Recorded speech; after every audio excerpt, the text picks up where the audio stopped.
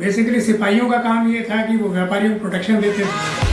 तो अंग्रेजों के खिलाफ 1857 की क्रांति को आप किस तरह से देखते हैं? बेसिकली 1857 में सिपाही विद्रोह हुआ था।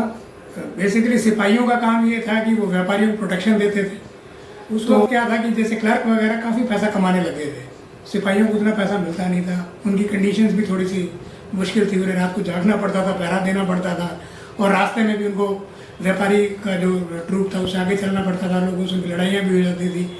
तो उनको अपनी वर्किंग कंडीशंस, भाई हर आदमी को रिलेटिवली वर्किंग कंडीशंस बुरी या अच्छी लगती है, तो जो ईस्ट इंडिया कंपनी के जो क्लर्क्स थे उनकी तुलना में उनको अपनी वर्किंग कंडीशंस बुरी लगती थी, तो वो लोग अपनी पे राइज वगैरह चाहते थे। ये सिर्फ ऐसा नहीं है कि सिर्फ इंडिया में ऐसा हुआ हो। 1857 की क्रांति तकरीबन इंडिया, ये ईस्ट इंडिया कंपनी जहाँ पे भी काम करती थी हर जगह पे ये हुआ था। तो उसके बाद में क्या हुआ कि जब ईस्ट इंडिया कंपनी ने धीरे धीरे पहली बार 1840 में इंग्लैंड में प्रपोजल भेजा कि भाई इतना बड़ा इलाका है, ये खाली पड़ा है, क्यों ना हम महारानी विक्टोरिया को इसकी मतलब इंग्लैंड के जो राजा है या महारानी है उसको इसके राजा घोषित कर दें। तो ये 1843 में पहली बार प्रपोजल गया था। तो धीरे धीरे इस प्रपोजल को फाइनलाइज होते होते 1876 में इस प्रपोजल को अडॉप्ट किया गया, उस पर कानून बना। उस कानून का नाम है royal titles act, royal titles act 1876 royal titles act है। उसकी पब्लिक में भी कोई प्रति अवेलेबल नहीं है, किसी उसमें भी अवेलेबल नहीं है, क्योंकि अगर ये प्रति अवेलेबल हो जाए तो इंडिया के राजे रजवाड़ों की सारी पोल खुल जाएगी। उसमें ये डिफाइन किया हुआ था कि किस तरह आप राजा डिसाइड करोगे, किस तरह नवाब डिसाइड करोगे, किस तरह आप ये नाइट्स डिसाइड करोगे, किस तरह नाइट कमांडर्स डिसाइड करोगे, ये उस सब की उसमें थ्योरी दी हुई थी। जब इन्होंने पहली बार, जब 1876 में पहला दरबार लगा, 1876 1 जनवरी को जब पहला दरबार लगा दिल्ली में, तो तब इन्होंने सिर्फ 63 जो राजे रजवाड़े थे उनको मान्यता दी हुई थी। तब सिर्फ 63 लोग आए थे। उससे अगली बार में 111 कुछ हो गए थे। जब तक इंडिया आज़ाद हुआ, तथाकथित तौर पर आज़ाद हुआ, जब अंग्रेज छोड़ के गए सिस्टम बना के, तब तक वो 543 545 हो चुके थे। तो ये लगातार बढ़ रहे हैं। अब कोई भी आदमी है, जैसे अगर कोई आदमी पहली बार अमीर बनता है तो वो अपने अमीर होने की लीगेसी को बहुत पीछे ले जाना चाहता है कि जी हम तो बहुत पुराने अमीर हैं। ऐसे ही राजे रजवाड़ों के साथ था कि उन्हें अपनी लीगेसी को पीछे तक ले जाना था। तो उस लीगेसी को पीछे ले जाने के लिए 1857 की कहानियाँ गढ़ी गई। अब ये कहानियाँ गढ़ी कैसे गई? 1857 में कहानी गढ़ने के लिए एक 1885 में इन्होंने किताब छपवाई, जो कोई महाराष्ट्रियन कोई थे पुजारी, उनके वो मेमोइर्स के तौर पे छपवाई गई। उसमें ये बताया गया कि वो आदमी पुजारी की नौकरी के लिए निकला और वो किस्मत से हर उस जगह पे खड़ा था जहाँ पर ये 1857 की क्रांति हुई।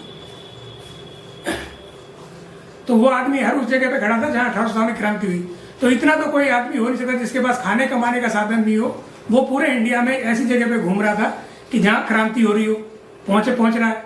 उसके बाद में वो लिख कब रहा है? क्रांति खत्म होने के 1858 में क्रांति खत्म हो गई, उसके 35-37 साल बाद में। उस किताब के छपने के बाद में 1910 में उस किताब को सावरकर साहब ने लिखा। अब उस किताब को फिर अभी ये पढ़ा रहे हैं बैक डेट में। तो आप सोचिए उस किताब में कितनी ऑथेंटिसिटी है। फिर सबसे अजीब बात यह है कि उस किताब में जिस तरह से बताया गया है, सारे पोस्टर में लड़ रहे थे। आपको पता है कि अंग्रेज जो ब्रिटिश ईस्ट इंडिया कंपनी के जो सैनिक थे वो बंदूकों से लड़ रहे हैं। यहाँ पे जो राजा महाराजा दिखाए हुए हैं उनको तलवार हाथ में दे रखी है, वो तलवारबाजी कर रहे हैं। तो ये कहानी इटसेल्फ में सेल्फ डिफीटिंग कहानी है कि भाई अगर कोई लड़ने निकलेगा, कोई कुछ करने भी निकलेगा, तो उसके साथ में बराबर के हथियार लेके निकलेगा। तो उनके पास हथियार भी नहीं थे। फिर उसके बाद में 1857 से लेकर 1915-17 तक आपने कुछ भी नहीं किया, ये संभव ही नहीं है। अगर कोई समाज अगर विद्रोह करने के लिए निकला है पहली बार में 1857 में, तो वो लगातार विद्रोही मूवमेंट में रहेगा। वो ये नहीं है कि 60 साल बाद जागेगा। ऐसा कुछ भी नहीं हुआ था कि 60 साल तक कोई शांत होके सो जाए।